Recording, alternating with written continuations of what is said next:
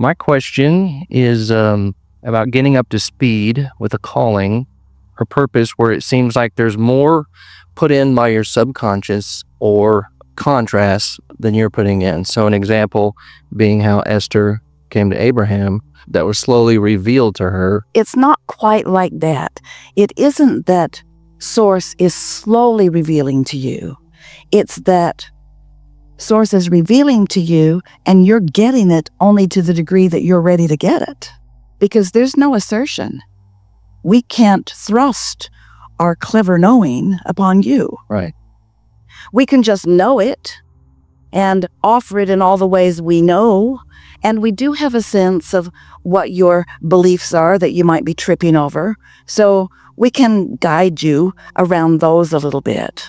But you don't need to worry about it. If you have a desire, Source is answering it. And if you are sincere about wanting to know your answer, it will come to you in one way or another. Right. So I guess my example is I came in April and started meditating, and I had similar experiences. I had chair rocking. I had the question answered in Houston, but I was not up to speed with that energy. And so I kind of backed off of that. And so it's not like I have a calling to be a doctor, lawyer, accountant. It feels like there's a purpose not revealed to me, and I'm having to undo layers of an onion versus... That's really not how it is. So you're talking about a calling. So we want to explain what that calling that you're talking about is. You were Source energy before you came into this physical body. And yes, you had intentions. And you could call that a calling. I want to be an uplifter. I want to be of value to myself and others. I want to have a wonderful life. I want to live in joy and love. You had all of those powerful intentions. But the details, the way that all played out, was really left to you to decide based upon the data that you were exploring and the contrasts that you were living. And so when you know what you don't want, you know what you do want. And through that process of living life, you stepped right in, without even needing to know about it, into a creative process where you were launching rockets of desire continuously. If someone's rude, you know you want them to be nicer. When you don't feel good, you know you want to feel better. You know you want thriving for yourself and others. So there was so much life experience that caused you to identify what you wanted. And here's something important. To identify what you wanted beyond what you were currently experiencing. Because if there's anything that you really are, it's an expansive, evolving, creative being. And so more clarity and more knowledge and more opportunity to love and be loved, more wonderful life, more joy, more potential for all things. That's really what you are powerfully about. So when you launch those rockets of desire from the contrast that everyone is living, you are not a vibrational match to the new. You are a vibrational match to what is. What is the platform that causes the bouncing off of the more. Well, once you bounce off into a new request, a new decision, a new preference, a new desire, once that launches from you, now you've got some serious catching up to do, because life caused you to be clear enough to ask for it, and you can have it. And if you don't, you'll be miserable. And the reason you'll be miserable, you and your human body will be miserable, is because when you ask, your inner being went where you ask and became what you ask for. Now, before any of this is going to make sense, we have to get some things sorted out here in the open. You're vibrational mostly, and you don't know it. And your inner being is vibrational only, and you often don't know it. Consciousness is all around you, and you are consciousness primarily. So when you launch a rocket of desire, a thought about something that you want, there is a vibrational reality that happens.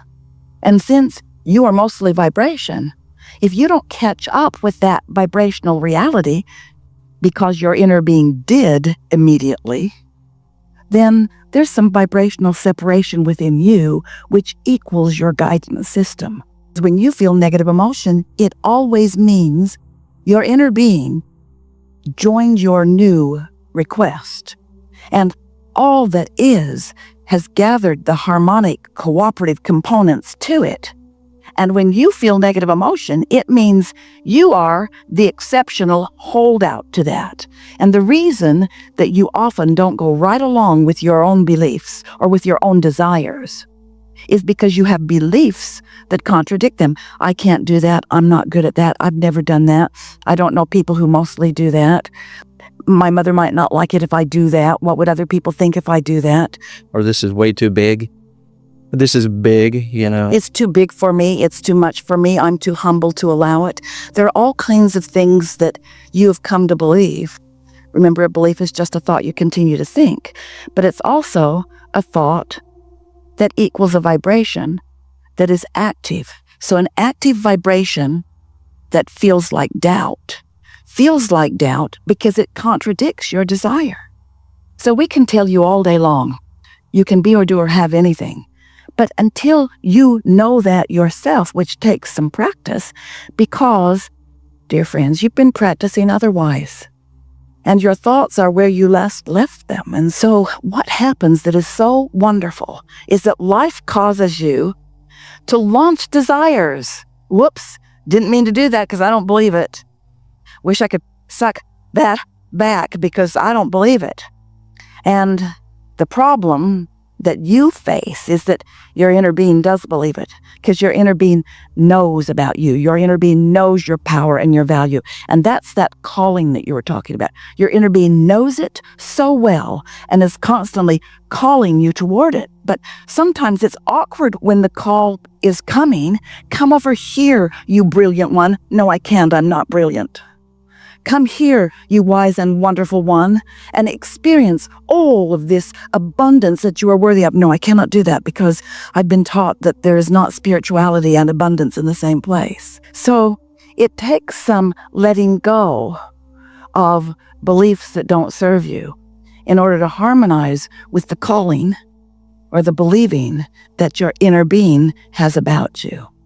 And once you get the hang of that, you said something really pleasing to us. You said you've been meditating. And we like that because when you meditate, when you accomplish effective meditation, you quiet your mind. And when you quiet your mind, you stop the vibration temporarily of those hindering beliefs. And when you stop temporarily those hindering beliefs, your vibration rises to the equivalency of your inner being. And for that time, you might not consciously be able to translate it into words. You might not be able to explain it, but you cease the doubting. You stop the contradiction, and you allow yourself to abide in, to practice, to be enveloped in the vibration that your inner being holds for you. And if you do that for a little while, your inner being will help you to realize how wonderful you are, how powerful you are, most of all, how worthy of wonderful things you are, you see. Effective meditation means really quieting your mind. And really quieting your mind means not thinking about stuff. But after you've quieted your mind for a bit, Esther likes to focus on a sound in a room. Can you hear the air conditioner? Kind of listen, it's subtle. But you know what? Source is subtle too. You're not subtle. You're not subtle. You're loud and obvious. And you've trained yourself to the loud and obvious. So you hear the loud and obvious easily. Source is subtle. You got to tune yourself to that frequency. You got to tune yourself. And when you get good at tuning yourself to that subtle difference, then when thoughts drop into your mind, you'll know where they came from. Helpful? Yes. What more? Slightly different angle on that is the process. I mean, there's the processes, but if something is more, or is there a case where there's more contrast-driven, whatever you want to call it, purpose, whatever you're doing or wanting, when it's driven more by the contrast, what you've had through life versus what your just plain desires are, saying, I want this consciously, putting that in the vortex. So it's driven more. We like your choice of word driven. It's important to this conversation, and we have not discussed this before in this way. So You say, my desires are driven by my contrast. We would say, softer, the contrast gave birth to my desire. Now, the driven part, so important, because am I motivated by what I don't want? Not such a good idea. Or am I called by what I do want? That's the inspiration between motivation and inspiration. And you're talking about inspiration. You started with the words calling. So the way you know the difference is by the way you feel. If you feel urgency, got to get this done, irritation at yourself or at others, then you are kind of trying to drive it. And it does not work because you're more actively offering a vibration about what you don't want. So you're actually creating more contrast than you are open pathways. So sometimes we know it must be confusing to you because sometimes we talk to you about deliberate creation. We say, think your thoughts on purpose. We say, imagine it the way you want it to be. Tell a different story. And then other times we say to you, just let it happen. Chill out. Quiet your mind. Let the inspiration come. And you think, Abraham, you're sort of schizophrenic here because one time you make it sound like we should really think. And another time you make it sound like we should just let it be, let the good things come to us. And here's the difference. Here's why. And we're going to start at the beginning of this. So let's say that you know what you don't want, which means you know what you do want on some level. And whether you know it or not, whether you say it or not, you're launching these rockets of desire. You put your request in, and step one has taken place. You have asked. Out loud or not, doesn't matter. Source hears it, recognizes it, joins the desire that you have discovered, holds the vibrational attitude of it. So step two has happened. You've asked step one, source answered step two. But it's in a vibrational format that you can't see yet. It still is in the gestation process. It still has to evolve. It has to become. These vibrations have to turn to thoughts and things. Well, that's where step three is. And that's what meditation does. As you focus upon a sound in a room instead of the things that are bothering you, as you take your attention from not being able to pay your bills and put it upon something so not interesting that your mind really is quieted like the hum in a room, as you manage to quiet your mind, now, hear this, now there's only one part of you in this moment active, and guess which part it is? Your inner being part. Did you get that? We've never said this so clearly before. Because you are this wonderful personality, but you are also this non-physical energy. And there is a constant vibrational relationship, this you personality and this non-physical inner being personality. So when you ask, your inner being gets right on it and holds undivided attention upon what you want. No doubt, no fear, no remembering it not happening, no focusing on other people where it didn't go well, only pure, concentrated attention upon the pure essence of what you've asked for. That part of you is locked on to what you want, and therefore, the beginning of the creative process is happening. And this vibrational reality is such a real thing that we've called it a vortex, wrote 2 books about it. We so want you to understand its reality. It is becoming, but just like the baby in the womb, it's not ready to be born yet. There's a gestation process that is underway, and your inner being is tending to that. So now you've got to find some way to be a match to what you want, not stay a match to the reason that you ask for it. So if you continue to beat the drum of why you need it, justifying and defending and explaining, trying to get other people to relate to you, then you hold yourself, you don't mean to, but you hold yourself vibrationally apart from what you've asked for. And if you do affirmations, if you write lists of things that you want about it while you still feel that way, you're trying to drive it, not allow it to call you. You're trying to motivate yourself, not allow yourself to be inspired.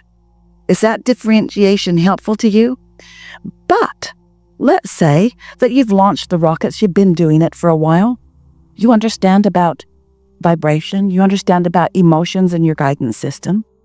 you know about your inner being and you care about being aligned with your inner being as much as you can.